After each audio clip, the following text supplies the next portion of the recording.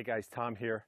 If you remember from the summer project tour, one of the big ones I had to do was reparge the side of this house. It was just flaking off, peeling off, and I really wanted to get it taken care of.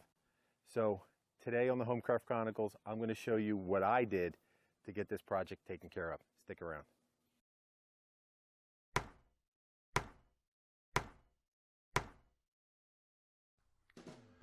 So we started out by clearing away the mulch from the bottom of the wall, and then we went behind and dug a little trench. We wanted to make sure that after we were done and had it backfilled, that the new parging was way down below the grade level, so it just was a better finished product at the end. Lisa went along and scraped out the mulch, I dug the trench, and then she went behind me again and just cleaned everything up. Next was the real hard part, chipping off the old parging. There was a layer of paint on top of there, and I didn't want to take a chance of anything not sticking, so we just went along and just chipped everything off down to the bare foundation. Now this was a thankless task. We tried everything: flat bars, scrapers, pry bars, hammers, chisels, grinders, and geez, I don't know what else. But we just went along, chipped along the siding line on the top, popped everything off we could think of, or that we could, not everything we could think of. We popped off everything. Some sections were easier than others. Some, like right in here, it was just a total pain. But after a good probably 3-4 hours of work at it over the course of a couple of days, we got it all off.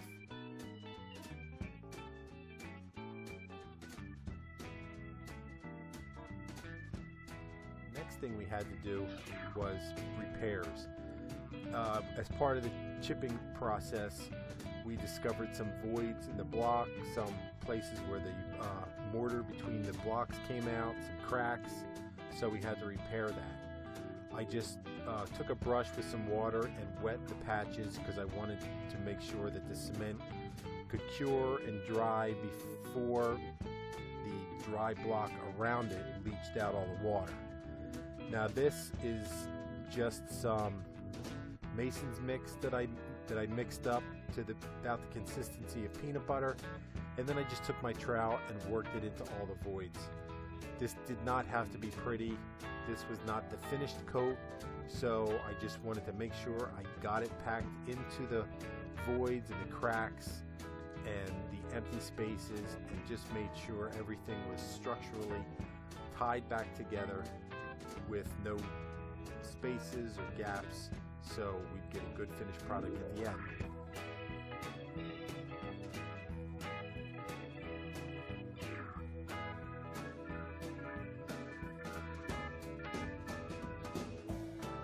See, I just filled it in and smoothed it out, nothing fancy. So now is the part where we mixed up the parging. Now this is just Quickcrete surface bonding cement, and then I added the acrylic latex bonding agent and fortifier. Fortunately for me, my neighbor had a small electric barrel mixer that I used to whip this all together. This was so much easier than having to do it by hand in a pan. I wanted the mix to be about the consistency between like mayonnaise and peanut butter.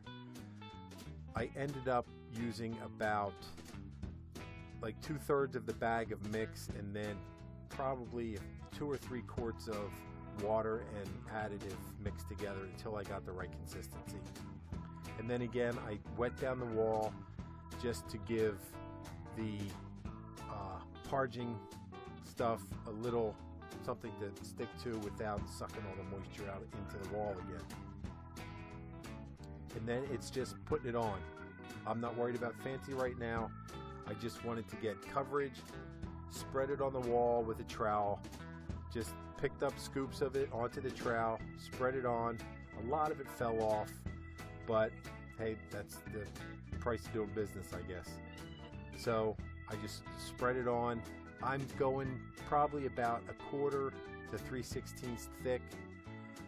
The goal was to get it on, smooth it out, let it dry, and then go back and put another thin coat on to smooth it out. You know, like a finished, better looking coat, but you'll see at the end it didn't quite work out that way. When I was putting it on, in the beginning, it wasn't as easy as it went along. You know, you kind of have to get the hang of this kind of thing. I have not done masonry work probably in 25 or 30 years since I worked at a swimming pool company in my youth. So I was way out of practice. But as you can see, you know, you get the hang of it pretty quickly. And after I put a little bit on, I'd let it go, and then I would go back and try to smooth it out somewhat with a thin trowel. Now, I did this, I kind of gave up on this pretty quickly because it just wasn't working out the way I had hoped. I decided it was much better. I went back, I just grabbed a big brush with some water, and I just smoothed it out that way. That knocked the high edges off, the little inconsistencies, the swirls, and it just kind of evened it out a lot better than trying to do it with the trowel, because that takes a little bit of finesse, and I just didn't have it. But this worked out well. As you'll see, I would just put some on, put a section of the mix on the wall, spread it out, and after, you know, maybe 2 or 3 feet, then it would go back to the previous section because it had set up enough that I could then take my brush and smooth it out, knocking it down like I had done previously that you saw. So I just did that the entire way down the wall. Spread it out, smooth it, go back, smooth out the previous section, and then I'd have to stop every once in a while to mix up a new batch of mix. So this whole process took me probably a couple of hours, 2.5 hours, 3 hours maybe, to do the whole wall.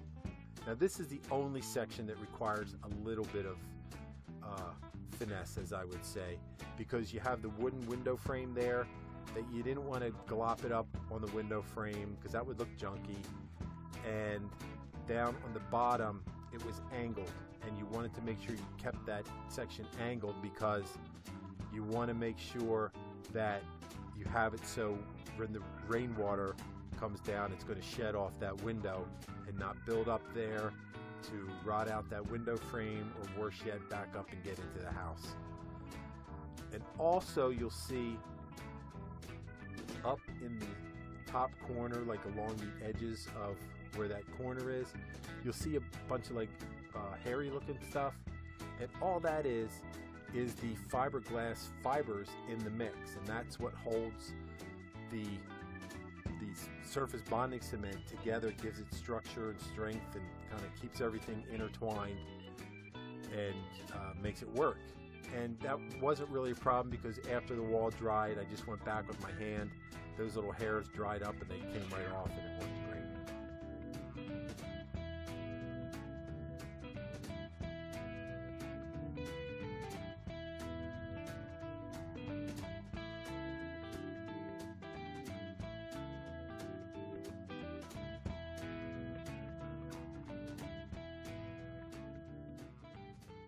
So as you can see, this was not a simple project, but I think it turned out well.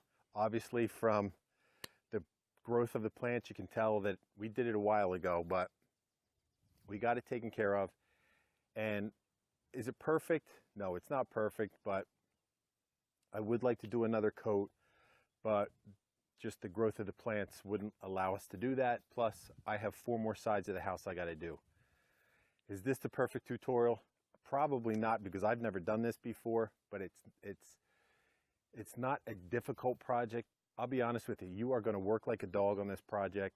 It is backbreaking, it is labor intensive. Are there other ways to do it that might be easier? Who knows, could be. I'm not a professional mason, but this is just the way that I did it and the way that was best for me to do it. So it turned out well, and we're really pleased with it. If you got something out of this project and you like this kind of thing and it helped you realize that you can undertake a project just like this, please subscribe to the Homecraft Chronicles. I got happy hour, home improvement, DIY, anything else I can think of to help you get the most out of your home and enjoy living in your home. And make sure you hit the bell. That way when something new comes along, you'll be notified and you can catch it right away. So that's it for me. I'm on to the next one. So until I see you next time, remember, take care of yourself and your home. I'll see you soon.